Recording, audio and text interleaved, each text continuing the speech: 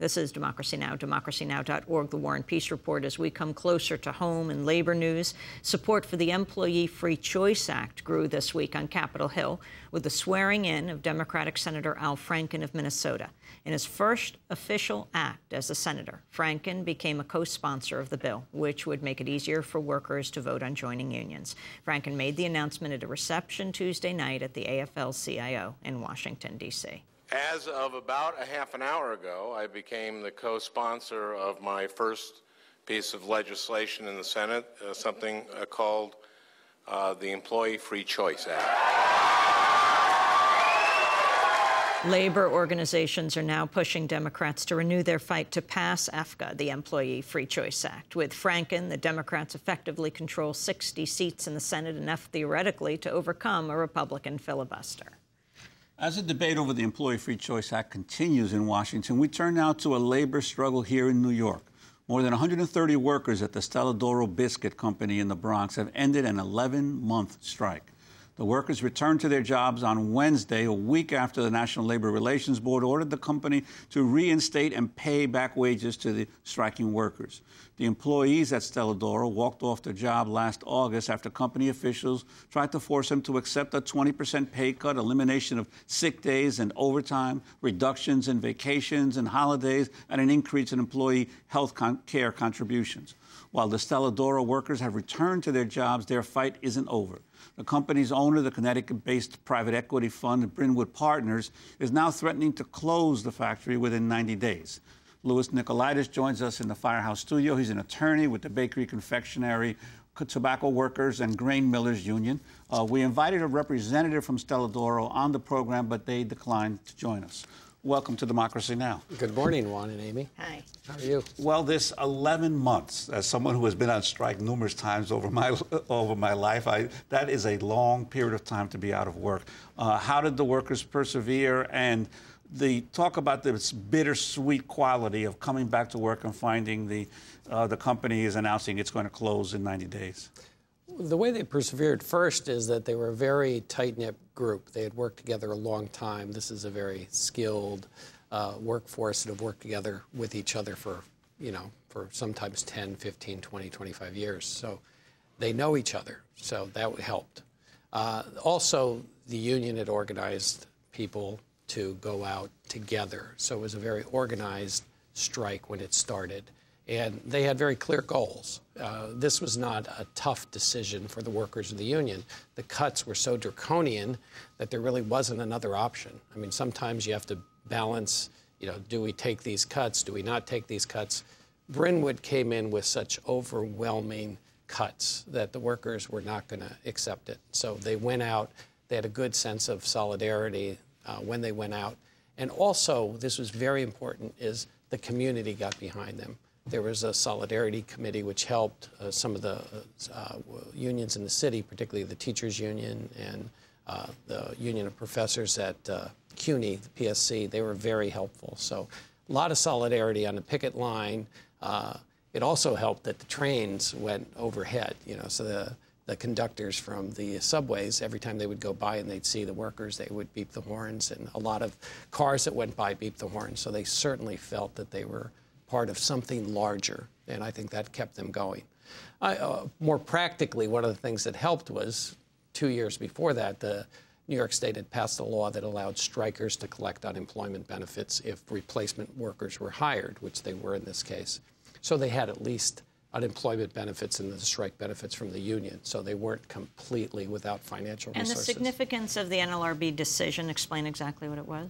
Yeah, what it was is part of the problem in negotiations is the employer claimed they couldn't afford to pay the wages that were in the contract. So the union has a right under those circumstances to get proof. And the union asked for proof of that. There's a financial situation. The employer refused to provide it in an adequate form. Refused to provide financial records. Yeah, financial records to show that they really needed the kinds of concessions they were asking for. They refused to provide it. Under the law, when they refuse to provide information, you can go to the National Labor Relations Board, and the Labor Board can require them to provide it. So what happened is when they didn't provide it, we filed a charge with the National Labor Relations Board, and then that was processed into a trial, and that was the decision that came down last week. I wanted to turn to some of the workers. Democracy Now!'s John Gerberg went out to the bakery and spoke with some of the bakery workers on their first day back to the job after the 11-month strike.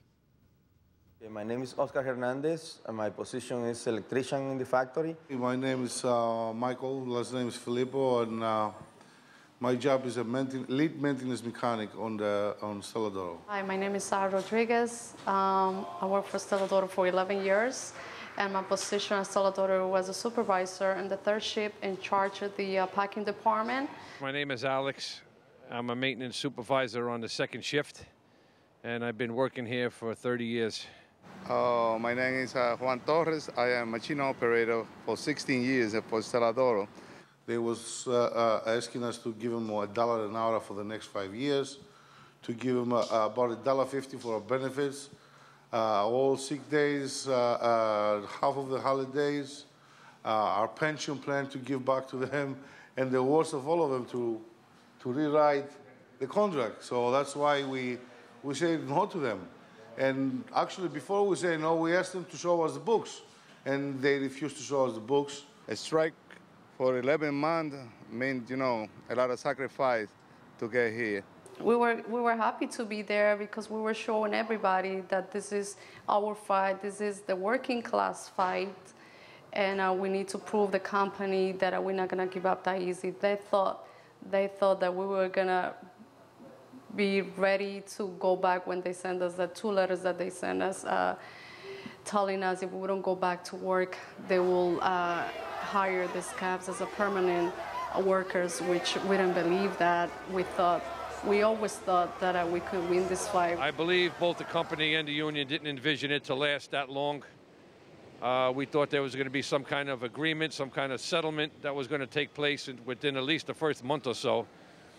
But as the weeks turned into months and we were out here battling in the winter and in the cold and fighting the scabs coming across and maintaining our composure and fighting as a union and to keep our job and our rights, it began to get a little difficult as the months wore on. Well, this strike is not only affecting me, it affects 135 people and 135 families, actually, because the company was refusing to negotiate in good faith with us, and they actually drive us out to strike. So we went on strike, and when you go on strike, you lose a lot of things. You lose your benefits, you lose your salary. You know, it's a big struggle. So we went for 11 months. We stayed strong. Nobody crossed the line, not even a single person. We had a court decision in the court, and the National Labor Board judge ruled in favor of us, and we were forced to come back to work and restore the place, and that's what we're trying to do now. The court given a good decision for us, very big decision. But right now, we are like in the limbo because we don't know what's going to happen. That's the thing. We don't know what's going to happen. That means when we was in a strike, our life, you know, depend on we're going to win or not.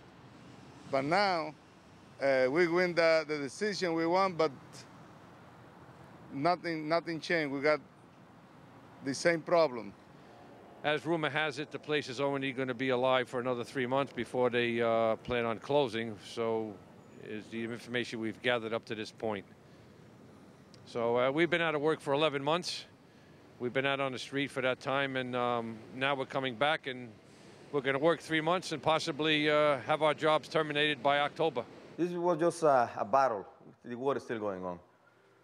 Because we want the factory to stay in the Bronx for this community, and we're willing to do whatever we can do to keep it legally, to keep the business going in the Bronx. There's a lot of families that depend on that salaries. The workers at the Stella DOro factory in the Bronx, we wanted to have them in our Firehouse studio, but they've just gone back to work. A special thanks to Democracy Now!'s John Gerberg and Hani Massoud. Juan?